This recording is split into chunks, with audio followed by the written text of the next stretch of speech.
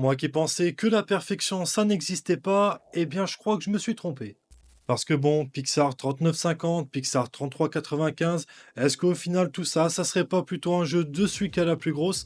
Parce qu'on n'a ni les derniers Switch Home Run, ni le dernier capteur de chez Pulsar, et pour autant cette XM2, elle est tout simplement excellente. Comme quoi les meilleurs capteurs et les meilleurs Switch, ça fait pas forcément tout sur une souris, et on va voir ça ensemble aujourd'hui. L'un des arguments principaux de cette XM2, ça va être sa shape. Moi par exemple, qui ai des mains de 11 cm de large sur 20 de long, bah pour du claw grip, je suis parfaitement à l'aise dessus. Dans mon cas, j'ai mon pouce qui va parfaitement venir épouser la courbe de la souris, et ça pour avoir une meilleure stabilité en jeu et une meilleure prise en main, je trouve ça vraiment très bien. Pour les Switch ici, pas de Switch Opticom Ron, mais des LGX choisis par la marque, et franchement, j'ai qu'un seul mot à dire, ils sont exceptionnels. Entre le fait qu'ils soient très légers, on a vraiment une sensation d'immédiat sous le doigt. Et en plus de ça, qui n'est quasiment pas de poste et de pré-travel. Franchement, c'est l'un des plus gros points forts sur cette souris. Et j'ai surkiffé les clics sur celle-ci. Je vous montre rapidement ce que ça donne au niveau du Sun Test.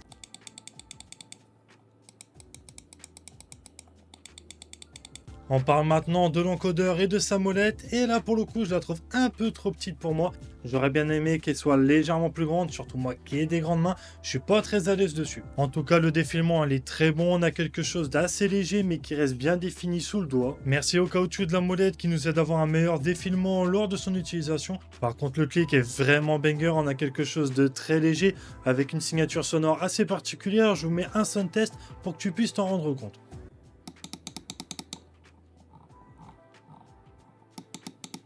Au niveau des boutons latéraux, tu verras qu'ils ont un profil assez particulier puisqu'ils vont vraiment venir se bomber vers le milieu, ce qui te laisse la partie avant dégagée pour que tu puisses venir placer ton doigt sans forcément appuyer dessus. On a cette sensation d'immédiat comme avec les clics principaux, on n'a pas de zone neutre où rien ne va se passer sur la souris. Ça franchement c'est vraiment super plaisant, on a toujours cette sensation d'immédiat et d'instantané sous le doigt et ça très bien de la part d'Endgame Gear. Et avant de continuer la vidéo, on va quand même parler du sponsor de celle-ci. C'est eux qui m'ont envoyé la Endgame Gear XM2 et qui m'ont aussi fourni la Stormbreaker que je vais bientôt te review. Et ce n'est rien d'autre que le site Maxisport. Maxisport, c'est le site français de référence en matière d'e-sport. Tu vas voir les meilleurs tapis, les meilleurs claviers et les meilleures souris pour améliorer ton stuff. D'ailleurs, oublie pas, t'as toujours moins 5% avec mon code Corly5 sur tout le site. D'ailleurs, en ce moment, c'est le solde d'hiver, il y a pas mal de promos intéressantes. Je te laisserai aller regarder tout ça. Je te mettrai un lien en description de la vidéo. Et dans tous les cas, tu pourras toujours aller voir mes produits préférés et ceux que je recommande le plus dans ma page recommandations. Niveau autonomie et capteur maintenant, alors moi personnellement elle me tient environ 7 jours, sachant que j'ai un écran 180 Hz. Je l'utilise donc en 2000 Hz, je vais pas bêtement la mettre en 4K, alors qu'avec l'écran tout simplement je verrai pas de différence, donc je vais tout simplement baisser son autonomie, donc laissez-le en 2K, surtout si vous avez un écran inférieur à 240 Hz. Par contre j'ai rencontré 2-3 problèmes de déconnexion avec le dongle qui est juste ici. Alors à savoir que moi j'ai ce câble là qui est branché à mon PC constamment, ça m'évite de refaire le cable management à chaque fois que j'ai du nouveau matos, donc moi je garde ce câble là. C'est un câble assez long puisqu'il fait 2 mètres, moi ça me permet vraiment d'avoir de la marge et d'être tranquille. Mais le problème c'est que j'avais quelques déconnexions de la souris de temps en temps. Au début je pensais à un simple défaut du capteur ou à une mise à jour firmware que j'avais pas fait. Mais en allumant les neurones 5 minutes en utilisant le câble d'origine fourni avec la souris, bah j'avais plus du tout de soucis.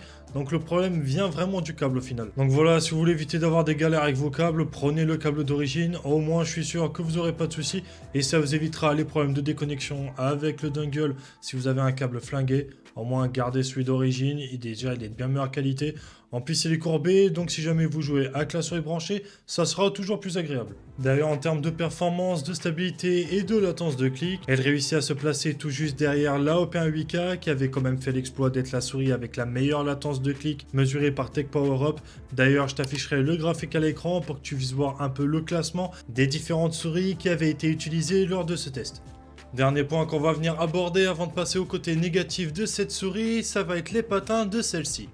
Le changement des patins ne va pas être nécessaire, ils sont plutôt bons d'origine d'ailleurs, et ils ont quand même pas mal de friction, ça aide des patins plus adaptés aux personnes qui cherchent du contrôle.